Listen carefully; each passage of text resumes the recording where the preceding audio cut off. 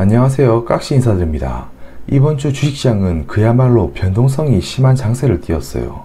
코스닥은 투매까지 겹쳐지면서 사이드카까지 발동이 되었고요.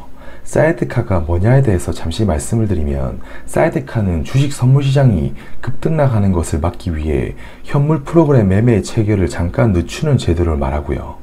코스피 선물, 코스닥 선물 가격이 전날보다 각각 5%, 6% 넘게 등락한 상태가 1분 동안 지속될 경우 한국거래소는 사이드카를 발동해 이 프로그램 매매를 5분간 정지시키는 것을 말하고요. 그만큼 이렇게 하루에 7% 넘게 폭락하는 경우는 많이 보지는 못했습니다. 그래서 오늘의 주제, 지금 주식시장을 매도하고 떠나야 하는 게 과연 맞는 걸까요?로 주제를 설정해봤고요. 그래서 사실 바닥은 아무도 알지 못하지만 작년 18년 12월에 그랬듯이 이 극단적으로 가기는 힘들다고 보고요. 자세한 내용은 뒤에 이어서 다시 이야기를 해보도록 하겠습니다. 물론 주식이 더 폭락할 수는 있겠죠. 이거는 신도 모르는 일이고요. 흔히들 주식이 폭락하게 되면 유난히 댓글이 많이 달립니다. 뭘 알고 말하냐, 코스피 1500 간다, 1000 간다, 뭐 당연히 갈 수도 있겠죠. 그런데 사실 저는 작년 18년 10월, 12월을 기억하신다면 너무 걱정하지 말라고 말해주고 싶어요. 그때도 역시 비난론이 최고조를 이어갔지만 공포를 참지 못하고 이 투매했던 분들만 낙동강 오리알이 된 격이었어요. 물론 이번 주가 바닥이 아니고 또다시 사이드카가 또 한 번 나올지 안 나올지, 코스피는 1900을 깨고 더 밑으로 내려갈지 안 내려갈지, 원달러 환율은 1300원을 찍을지 안 찍을지는 알지 못하지만 이번 하락장 역시 최소 3년 이상을 보유하는 중기 투자자라면 여전히 매수 시점으로 판단하고 있다는 것이고요. 그래서 우리는 이 아무도 정답을 모른다 이렇게 말할 수 있고, 다만 그에 대해서 예상하고 예측할 뿐이라는 것을 알아주셨으면 한다는 것이고요. 그리고 조단위를 투자하고 있는 투자 대가들의 포트폴리오도 서로 다르다는 점. 그래서 하루 만에 매수하고 만약에 며칠 뒤에 오르길 원하는 게 이 과연 투자가 맞는 것인지 다시 한번 생각해 보시길 바라고요. 저는 오히려 이런 장세일수록 마음을 다스리고 이 멀리 보려고 노력해야 한다고 생각을 해요. 그래서 앞서 이 투자 대가들의 포트폴리오가 다르다고 말씀을 드렸는데, 이 유명 투자가들의 몇몇 포트폴리오를 살펴보면 워렌 버핏의 경우 애플, 아마존 등 이 기술주 비중이 높은 것을 알 수 있고요. 칼 아이칸의 경우 이 CVR 에너지 등 산업재 및 에너지 주식의 비중이 높은 것을 알 수가 있어요. 그리고 레이 달리오의 경우에는 오히려 이머징 국가, 이 신흥국 위주로의 투자 비중이 높고요. 최근에는 한국 인덱스 펀드 비중을 확대시킨 걸 볼 수가 있어요. 그러니까 제가 말씀드리고 싶은 건 이런 투자 대가들도 각각의 생각이 다르다는 것이고요. 다만 한 가지 공통점이라면 그들은 최소 5년, 10년을 보면서 이 장기 투자한다는 점이에요. 그래서 여기서 잠깐 레이 달리오의 포트폴리오 한번 보고 가도록 할게요. 헤지펀드의 제왕이라고도 불리는 레이 달리오, 운용자산은 무려 1600억 달러에 달하고요. 그의 포트폴리오를 유심히 보게 되면 유난히도 이 신흥국 이머징 마켓에 자산이 많이 분배가 되어 있어요. 그러니까 뱅가드 이머징 마켓 ETF, 또 이머징 마켓, 그리고 S&P 500은 물론 수익률은 지금 122%에 달하면서 수익이 높고요. 밑에는 브라질도 있고요. 그리고 채권을 보유하긴 하지만 주식 비중이 지금 훨씬 높아 보입니다. 그리고 한 가지 눈여겨볼 만한 점은 사우스 코리아 인덱스 펀드의 비중이 1.41%가 되어 있고요. 1.41%라면 낮게 볼 수는 있지만 레이 달리오의 운용자산이 1600억 달러임을 감안하면 절대 작은 돈의 숫자가 아님을 알 수가 있고, 최근에 코리아 인덱스 펀드의 비중을 높여가고 있는 모습입니다. 그런데 그 또한 이 마이너스 국면을 벗어나지를 못하고 있네요. 다들 한국 망한다 난리인데 레이 달리오는 왜 한국의 주식시장의 어떤 면을 보고 투자를 감행하는 걸까요? 한번 이 부분에 대해 고민을 해봐야 될 것 같네요. 유난히 최근 댓글을 보면 코스피 지수 1000 간다, 1800 간다, 1500 간다 이렇게 이야기 많이 하십니다. 물론 그렇게 떨어질 수가 있겠죠. 근데 진짜 어디까지 떨어질지는 아무도 모르고요. 다만 제가 말씀드리고 싶은 건 너무 걱정은 하지 말자는 겁니다. 지난 2018년 10월 12월을 벌써 잊은 건 아니겠죠. 그래서 코스피 최근 5개년 차트를 좀 보여드리면서 제가 대략 정리를 해볼게요.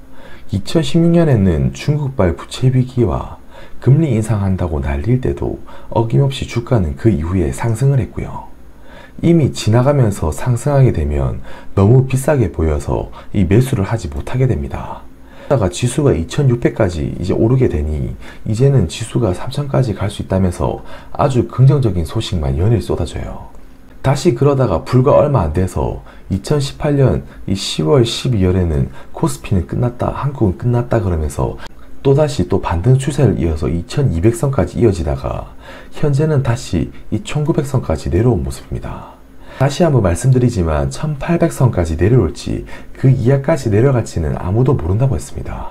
환율은 1400원까지 오르고 또다시 지하 10층 이하로 내려갈 수도 있겠지만 다만 역사적 저 PBR 국면에서 이 공포에 질렸다고 던지는 게 맞지는 않다고 보는 거고요.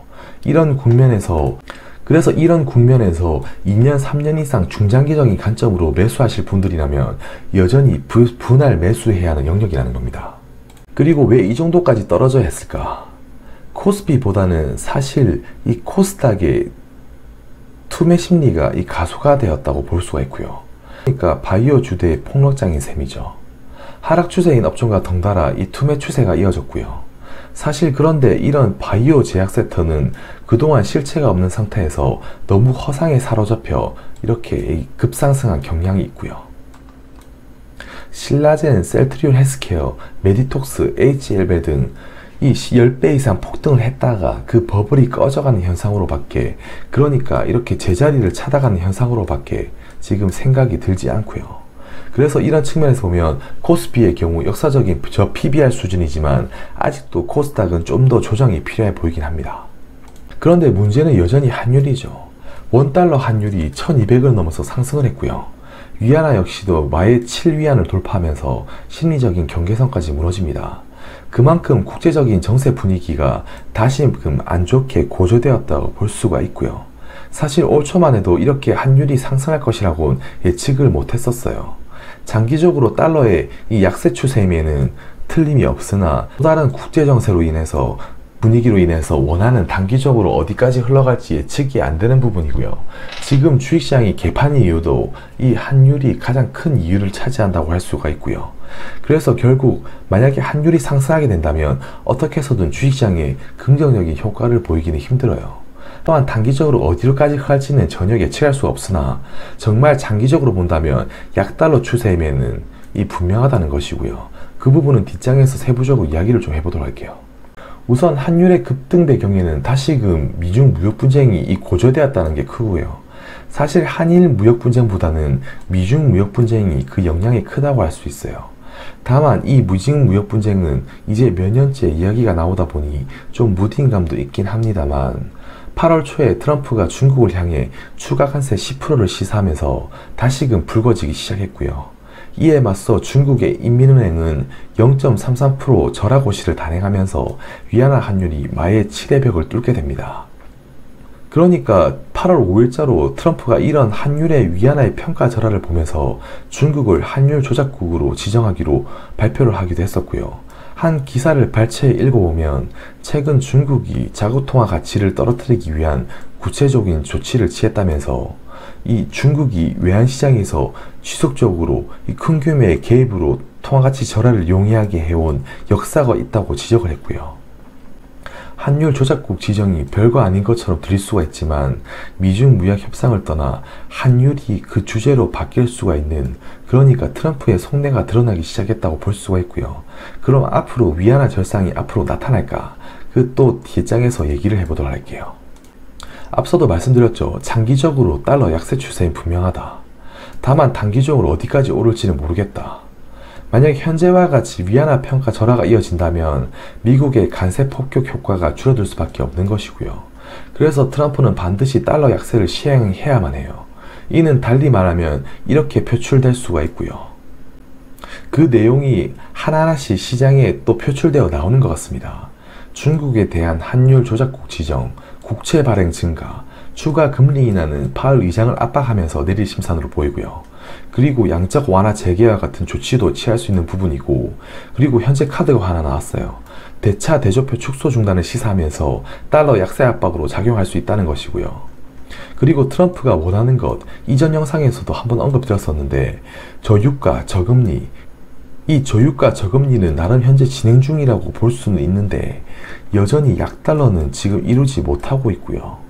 약달러는 미국의 제조업 경쟁력을 향상시키는 데 있어서 반드시 크게 일조할 수 있는 부분이기 때문에 이 부분에 대해서 어떻게 해서든 이런 수단과 방법을 통해 이룰 것이라고 보는 거고요. 그리고 지금 한국은 강달러 추세이지만 약달러가 오면 그 추세는 180도 바뀌는 법이고, 물론 언제 올지 예측은 할 수 없지만 다만 우리가 알 수 있는 것은 달러의 이 강세가 깊어질수록 이 바닥도 가까워진다는 것이고요. 그래서 이번에 트럼프가 내년에 2010년 11월 대선을 앞두고 있는데 이제 대선까지 약 1년 3개월 정도 남았어요. 이제는 뭔가 보여줄 시기가 다가오고 있다. 이전 영상에서 몇 차례 언급을 한 적이 있어요. 반드시 트럼프는 달러 약세를 불러오고 위안화 강세를 불러올 것이다. 그게 대선의 시간이 앞당겨질수록 표면적으로 드러날 것이다라고요. 그 추세는 변함이 없고요. 그러면 이는 과거 플라자 비트처럼 이 동일한 패턴을 보일 경향이 크다라는 것입니다. 그리고 과거 1980년대 흐름과 너무 비슷하게 흘러가고 있고요. 이 전쟁 고조 국면에서는 엔화가 전화되는 추세, 엔화가 절하되는 추세, 그리고 플라자 합의가 있기 10개월 전부터 이렇게 분위기를 시장은 짐작하고 엔화 절상 추세로 돌아가는 모습. 이 과거 플라자 합의 때 일본의 경쟁력이 치고 올라오니까 플라자 합의를 통해 강제로 엔화를 절상시켜 버리고요. 그래서 이번 미국 재무부의 중국 환율 조작국 지정이라는 단어는 그 의미가 상당히 크다고 할 수가 있고요. 앞으로의 추이는 당연히 뭐 더 지켜봐야 하나, 그리고 이번에 어떤 합의가 도출될지 아무도 알지 못하나 과거와 같은 형태로 이뤄질 확률도 높은 것이고요. 그리고 미국의 이 재정 부채가 날이 갈수록 높아지고 있는 상황에서, 그리고 러스트벨트 지지층에 대해서 이 재선 전까지 반드시 무언가를 보여줘야 하는 이 트럼프 입장에서 적각시는 일단 대선 전에는 중국과의 무역 분쟁을 이 마무리까지는 아니더라도 일정 부분 결론을 내어줄 것이라고 보는 것이고요. 끝으로 정리 요약입니다. 첫 번째로 이 대내외 경제가 불안한 것은 사실이고요. 그런데 코스피의 경우 이 펀더멘탈과 무관한 말 그대로 이 투매가 이어지고 있다는 것이고, 단순히 트럼프의 말로 인해서 경제가 악화되고 심리가 저하되는 현상일 뿐, 이럴 때일수록 멀리 볼 줄 아는 자세가 필요한 것 같습니다. 물론 당연히 멘탈 관리가 안 되는 거 이해하지만 이것도 자주 연습을 해야 된다고 생각하고요. 코스닥의 경우 뭐 가매도권이긴 하지만 여전히 이 바이오 제약 섹터에 이 버블이 제자리를 찾아가는 중이라고 해석할 수 있을 것 같고요. 그리고 최근 대외 악재로 인해 위안화 원화가 달러 대비 환율이 급상승했는데 이는 아무래도 대외 악재가 크게 반영이 된 것 같고요. 그래도 장기적으로 여전히 달러 약세다라고 말씀드리고 싶고, 그 추세의 변곡점을 좀 더 기다려야 할 것 같습니다. 미국은 어떻게 해서든 중국 환율 조작국 지정, 국채 발행 증가, 금리 인하, 양적 완화 재개 조치와 같은 조치를 취할 가능성이 높고요. 이번 중국 환율 조작국 발언이 추후에 어떻게 전개되어 흘러갈지를 유심히 봐야 한다는 것이고, 미국은 언제나 그랬듯이 과거 독일, 일본, 러시아를 제압할 때도 그랬듯이 과거 플라자 합의와 유사하게 전개될 가능성도 있다는 것입니다. 환율 결국 언제까지 올라갈지 신도 모르는 것이고요.